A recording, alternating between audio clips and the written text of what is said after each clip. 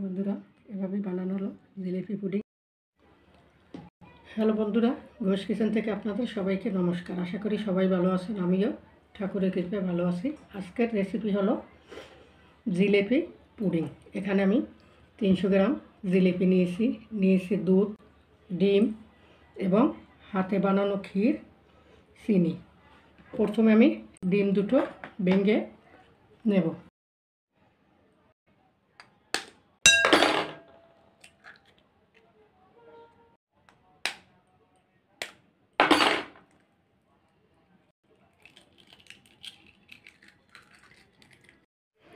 প্রথমে আমি ডিম দুটো ফেটিয়ে নেব।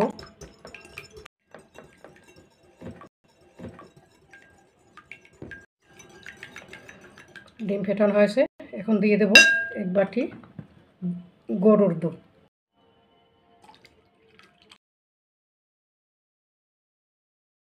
এখন দিয়ে দেব 1/2 কাপ চিনির গুঁড়া। এখন আমি আবারও ভালো করে ফেটিয়ে নেব।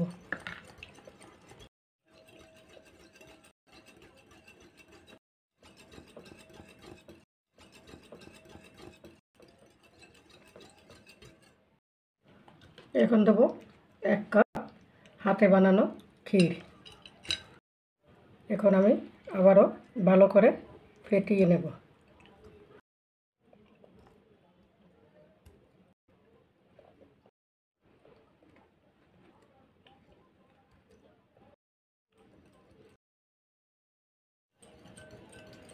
দুধের সঙ্গে সব মিশ্রণ আমি ফেটিয়ে নিয়েছি, ফেটানো হয়ে গেছে। এখন দিয়ে দেব আমি 2 চামচের মতন এলাচ গুঁড়া, যাতে ডিমের গন্ধটা না আসে সেই জন্য আমি গুঁড়ো দিয়েও আবারও ফেটিয়ে নেব।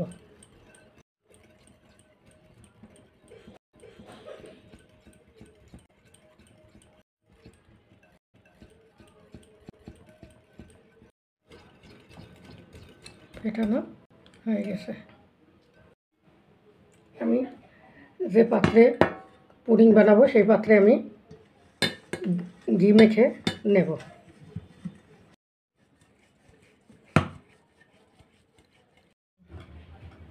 প্রথমে জিলিপিগুলো দেব।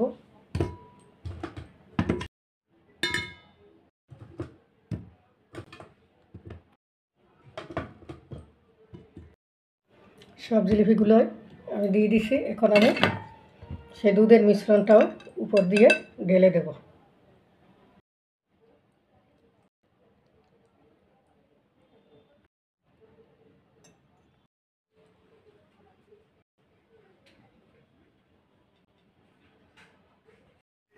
এখন এখানে আমি একটা সসপ্যান দিয়েছি পুডিং বানানোর জন্য। সসপ্যানটা গরম করে নিয়েছি 5 মিনিটের মতন। এখন আমি একটা স্ট্যান্ড দেবো বসিয়ে।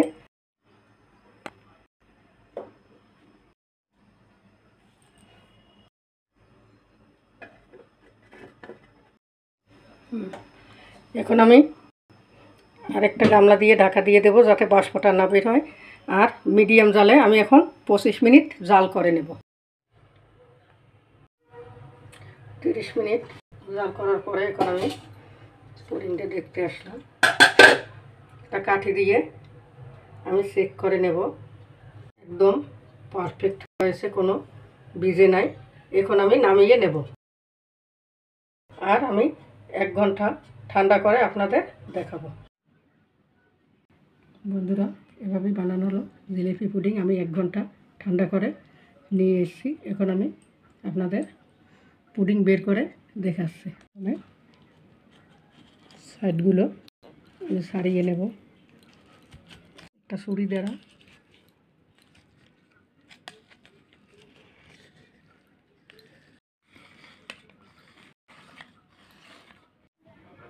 এখন একটি আমি থালায় ঢেলে নেব।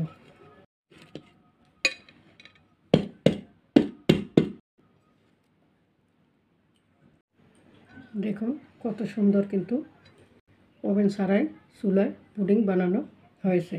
এই পুডিং খেতে ছোটোদেরও বেশ পছন্দ এবং বড়রাও কিন্তু এই পুডিং খেতে বেশি পছন্দ করবে। দেখতেও ততটা খেতেও কিন্তু সুস্বাদু এবং মজা। এভাবে বাড়িতে আপনারা একবার বানিয়ে দেখবেন, আমাদের সাথে থাকবেন, চ্যানেলটিকে সাবস্ক্রাইব করবেন, লাইক কমেন্ট শেয়ার করবেন। নমস্কার।